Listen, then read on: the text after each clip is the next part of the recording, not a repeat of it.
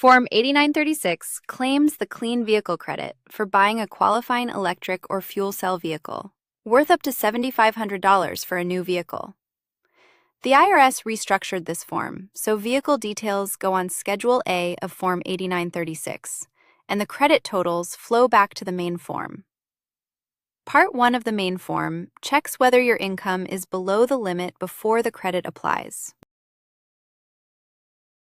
Enter your name and Social Security number from your Form 1040.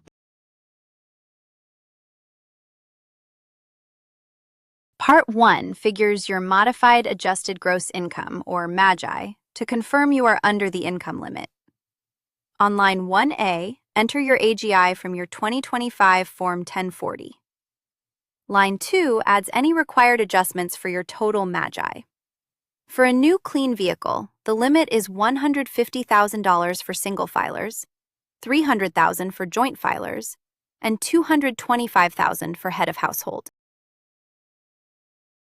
Once your MAGI is confirmed under the limit, the credit from each vehicle on Schedule A flows into Part 2 of this form, and the total carries to your Form 1040. You can also choose to transfer the credit to the dealer at point of sale for an immediate price reduction. Confirm the vehicle qualifies before you buy. Fill yours out free at FormsPal.com. This is general information, not tax advice.